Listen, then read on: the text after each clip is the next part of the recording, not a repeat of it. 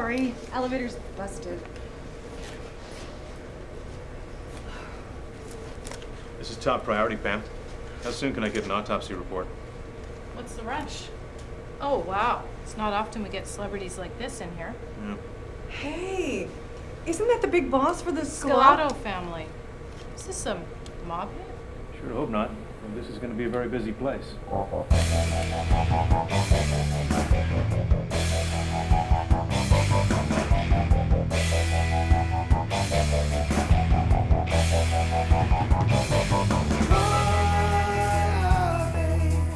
Essential skill. I really need to know.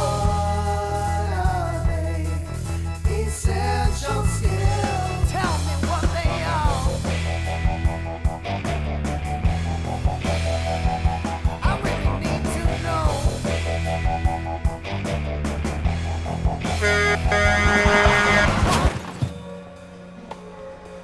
Poor guy. Couldn't have seen that coming, eh? Must have been in a hurry to get out of the way of this gravel truck. You see who the Vic was? Head of the Scalato family, Al Scalato. Gotta be kidding. Now, the way I see it is, he wasn't trying to outrun the truck. He was pushed. It's obviously a mob hit. You know, mob boss, driving on the highway. Look at the dented bumper, the yellow paint. You see it all the time with these mob guys. Excuse me, Officer. Jenkins. Well, first of all, given your theory, someone facing an oncoming truck would surely make an attempt to stop, and skid marks would provide evidence of this.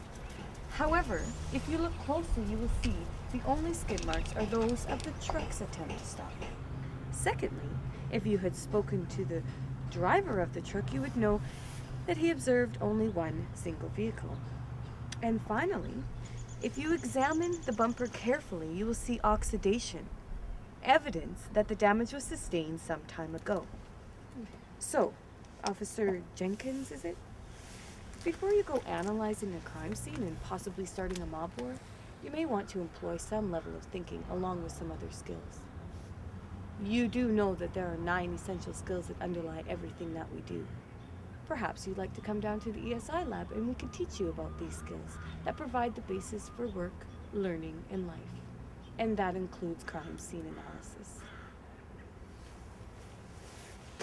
I think we better let the ESI agents do their job. Hey, Helena, come over here and take a look at this. I've examined the scene carefully, and it looks like this points to a mechanical problem. Fresh oil. You know what? This happened to a friend of mine once. He was driving down a highway and his car just quit. The cause? Drop in oil pressure due to a faulty hose. Here's that document you asked for.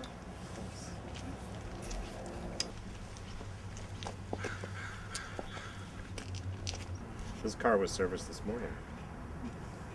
Maybe this isn't our crime scene.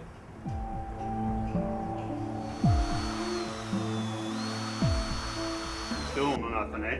I don't. I really don't. Please, drop the drill. Go home, Eddie. This wasn't a hit. What makes you so sure? It's called evidence, Eddie. We got evidence it's not a hit.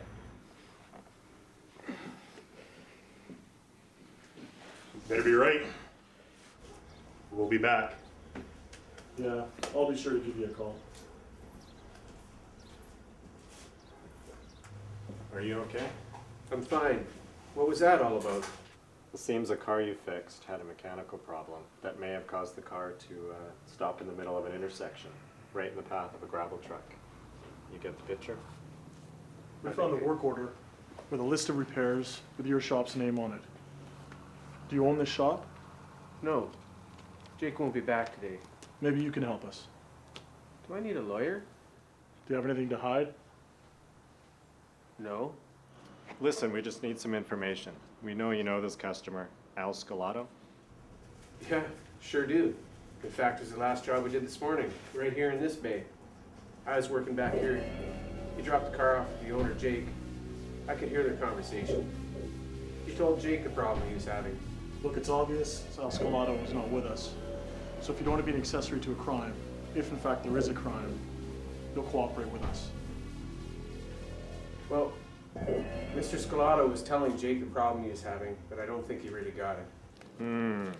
Oral communication, an important essential skill. In fact, lack of effective communication can result in misunderstandings and misinformation, resulting in poor problem-solving skills when diagnosing or repairing a problem.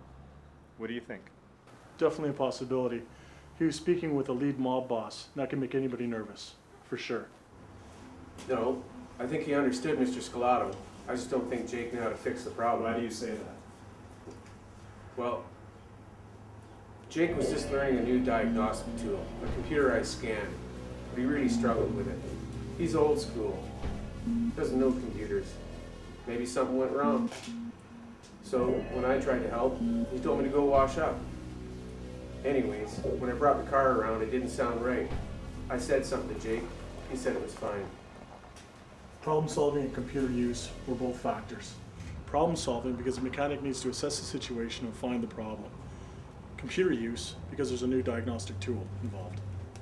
In order to review the report, reading and document use also becomes factors. Let's have a closer look around. What's going to happen? We'll be here a while. Make note, in addition to oral communication, we need to review document use, reading, problem solving, and computer use.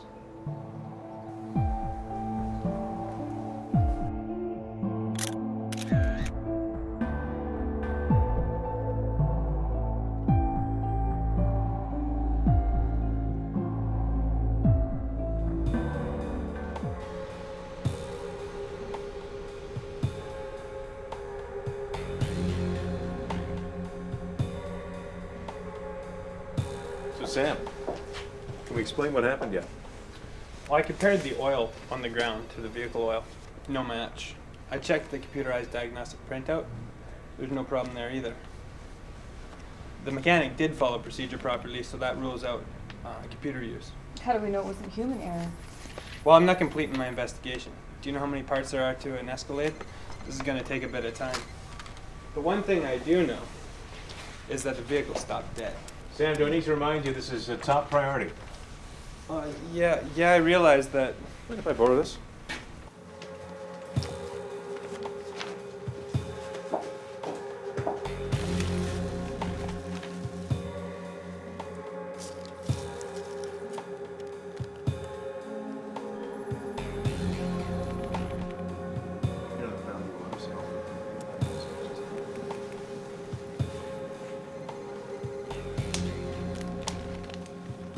The evidence from Jake's auto shop? Yeah.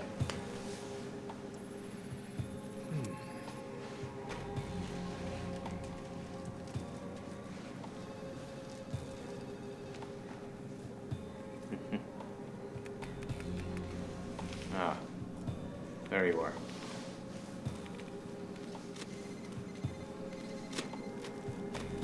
Get this over to Sam.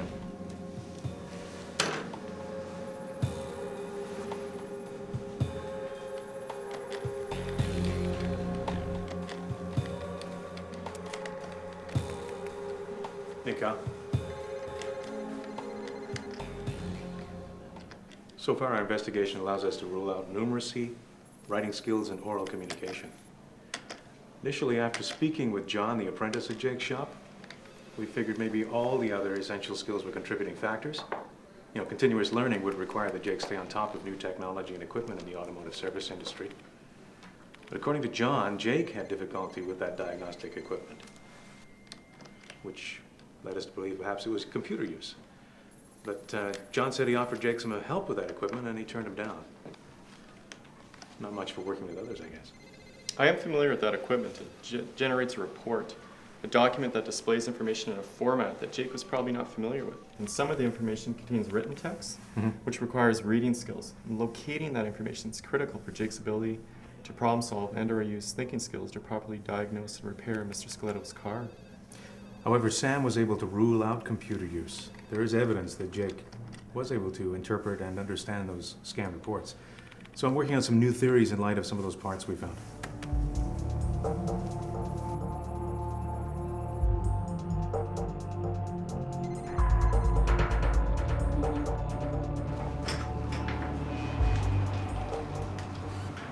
must be Jake. Yes. Anything I can help you with? I'm Jeff Grisson from the Essential Skills Investigation Team. Can I show you something? Can you tell us what that is? Yeah, it's a locking clip for a fuel pump power wire connector. Anything else I can help you with? Do you understand the serious nature and consequence of your negligence? Are you aware, as a journeyman automotive mechanic, it's incumbent on you to check factory service bulletins and recalls? Continuous learning. It's your responsibility. If you'd have checked your data information system, you would have found Factory Service Bulletin 99-2001, which states, when disconnecting the fuel pump power wire harness from the vehicle's main wiring harness, the wire retaining clip may dislodge and fall out of the connector. When reinstalling the connectors, the wire harness is to be fully inspected to ensure the clip is securely in place. If that clip's not in place, any one of the wires can dislodge, causing the engine to suddenly accelerate, to jerk, to even shut down without any chance of restart. This is a photograph of the accident scene. See the potholes here? The victim was attempting to cross a highway in front of an oncoming truck. He accelerated over the potholes and the engine shut down.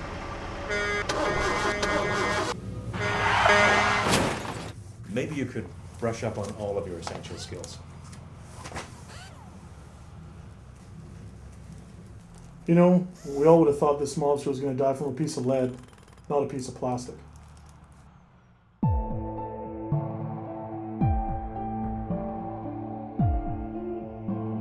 Workplace literacy is critical to the success of Canadians in our rapidly changing information age. Programs often target individuals at the lowest literacy levels. However, research has identified that marginal or limited literacy, where skills fall slightly short of desired minimums, is a serious issue for 26% of Canadians. Workers in this target group are generally overconfident about their literacy skills and therefore largely unaware of the reasons to improve. Skill loss and job complacency are but two of the many contributing factors. Research clearly demonstrates that raising literacy to proficient levels will result in positive impacts to individuals' participation in the labor market, income levels, and quality of life.